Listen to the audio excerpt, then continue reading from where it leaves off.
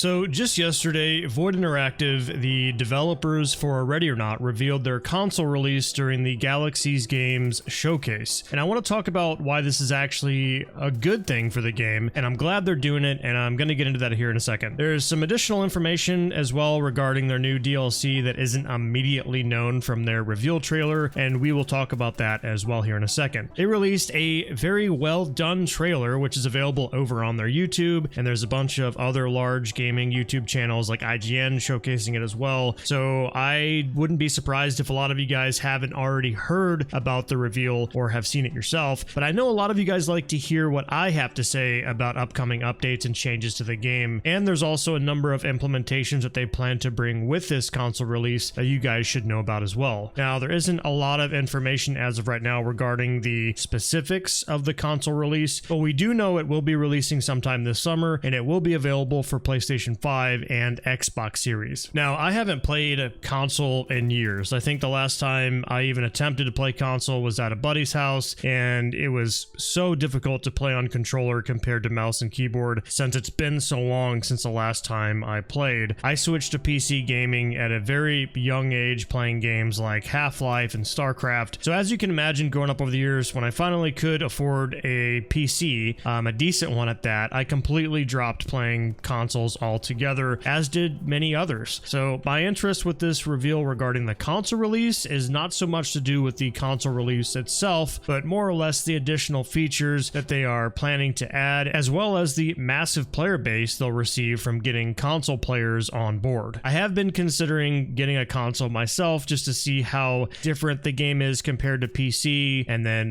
recording or streaming it from the console, but I doubt I'll go through with that, but it is an idea that I did have. Either way, there's quite a few details here regarding what's going to be available for this new update when Ready or Not releases for consoles. The new free DLC that Void Interactive has hinted at previously will launch alongside the console release. This DLC, called Stories from Los Sueños, will feature various additional content and improvements, with PC players getting access to everything on day one. We don't have all the details here, but here's what they've announced so far with the Stories from Los Sueños DLC. We will be getting 4 new weapons, which includes a new less than lethal pepperball pistol, an Action Express pistol, a 509M shotgun, and an M32A1 launcher as a primary, which allows you to utilize both gas and flash rounds, which is awesome, by the way, because the launcher used to be in the game previously, and they took that gun out at one point. Before, you couldn't use gas at all, and you could only use flashbangs with it, so I'm definitely excited about that one. Either way, we don't have any pictures or anything to showcase of what these guns are going to look like. I looked up a few of them. They look kind of cool. I'm a little bit concerned about why they're deciding to add a Action Express pistol. That's kind of out of left field, but I'm still interested to see how that'll perform in game and what it'll be like. It does seem kind of cool. Moving on from that, we're getting 2 new but old maps reimagined from the ground up, and I'm going to make an assumption they mean maps that were previously removed from the game, and I'm super excited for this considering they took out quite a few amazing maps that I really enjoyed. Hopefully we get some sneak peeks on what maps they will be recreating here soon. I'm extremely excited to see which one we're going to be getting. They're also going to be doing a complete revamp of the training mode, and hopefully this one works for multiplayer as well, which would allow us to do like realistic CQB trainings instead of us having to like wait for custom maps and download custom maps and things like that. They're also going to add a difficulty selector, which is absolutely massive. I know there's a lot of people that have been asking for that, including myself. It would be such a huge game changer to have a difficulty selector, and I hope it is also customizable as well. They also said that they want to have cross-play support between all platforms when consoles get released, which I think is pretty awesome. And this is kind of why I said previously that this is going to be a really big update for the community of Ready or Not. Having crossplay opens up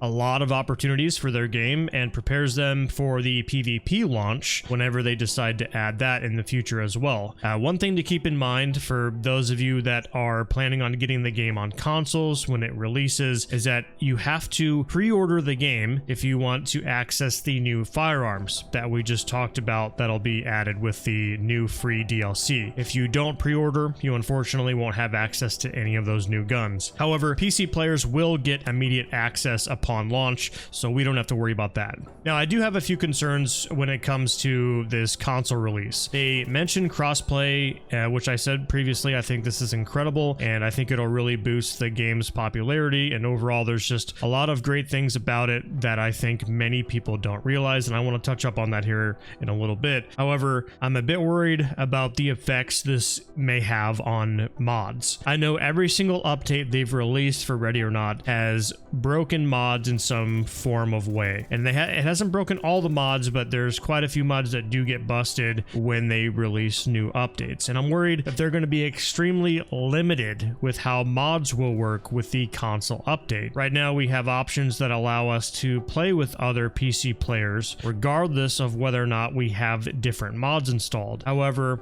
with console, I'm afraid that mods won't be compatible at all. I don't think it's impossible for there to be mods on console, and maybe they have a plan for this in the future, because I know games like Fallout 4, you can install mods and all that on console, but we all know the unfortunate issues we've had with the mod.io integration for Ready or Not, and when they released that and how they dropped support for their idea for bringing it to the Steam Workshop and all this stuff. Void Interactive just unfortunately doesn't have a great reputation when it comes to clean launches, including the 1.0 launch. There's a lot of issues with that as well. There's a lot of bugs. So if I had to guess, I'd say either console won't have mod support at all, or it will be very limited. My greatest fear when it comes to this is that PC players may be forced to use whatever console players are going to use for mods when that update hits, and I would assume it would probably be mod.io if they continue to use mod.io, and if that's the case, we're going to see a lot of issues, because not all modifications work well with mod.io, as many of you have probably seen,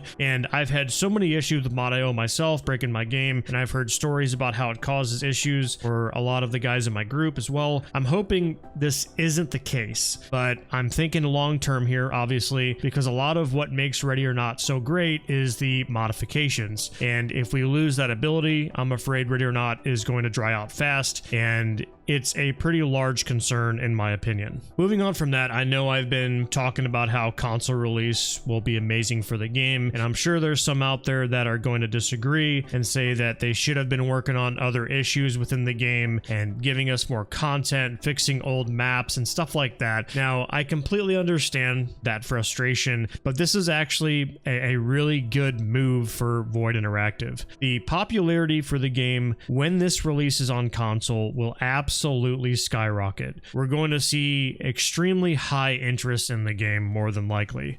With this obviously comes increased sales for Void Interactive, which in return means they will continue to release new DLCs and further content in the future. I know I'm not the only one when I say that I want this game to continue making DLCs and additional content. Unless Void Interactive plans on making a Ready or Not 2, there's no other game out there that compares to Ready or Not. And I'm not sure where people are getting this information, and please correct me if I missed something, but there's a rumor going around that Ready or Not won't receive any more DLC releases after this new one with the console release. Now, if they mentioned this somewhere and I missed it, please inform me, because I don't remember reading this anywhere, and I typically do a good job keeping up with their news. From what I understand, they plan to continue creating content for quite a while. Here's why I'm almost positive this won't be the last DLC. So when Supporter Edition owners bought the Supporter Edition, we were guaranteed the first 2 DLCs for free. Why would they only say the first 2 if they didn't plan on releasing future paid DLCs? They know they'd be missing out on a lot of money if they didn't release a third paid DLC where the entire player base would have to purchase it. Well, most of the entire player base, based off of the fact that you can just join a lobby with a friend and play all the maps. But either way, they'd be missing out on a huge chunk of change there. So I just don't see them giving up on this project so soon, especially with a console release right around the corner. From what I know, they plan to release this free update, and then they will more than likely release their PvP update, and then beyond that, who knows what they plan to do. But I could imagine that they're going to continue to support this game and continue continue to create content. Now, when it comes to PvP, I am more than enthusiastic when it comes to how this may change the game for the better. I think it'll bring in different types of players, and just like with the console launch, it'll broaden their sales and their audience.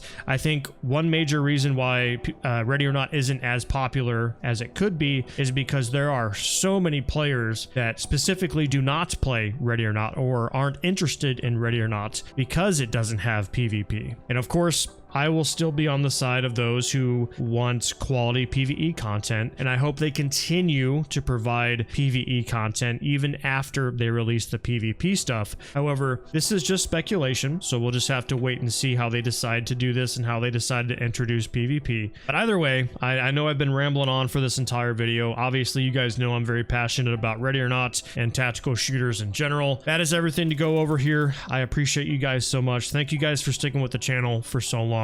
Let me know what you guys think down below in the comments, and we'll see you in the next video. Guns, action, glory.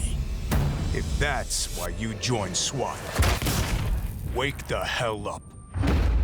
911, what is your emergency? You're not here to pull the trigger and ask questions later. We've got reports of a number of armed individuals.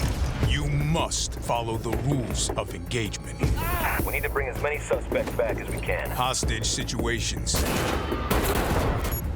bomb threats, active shooters. Drop the weapon and put your hands up!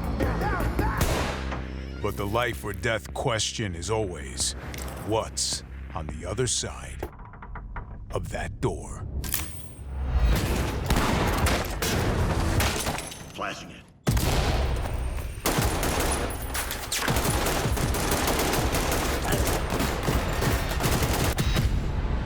Does that feel like glory to you?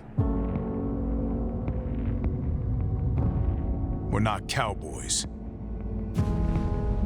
We are not heroes. We are the last line of defense. Are you ready?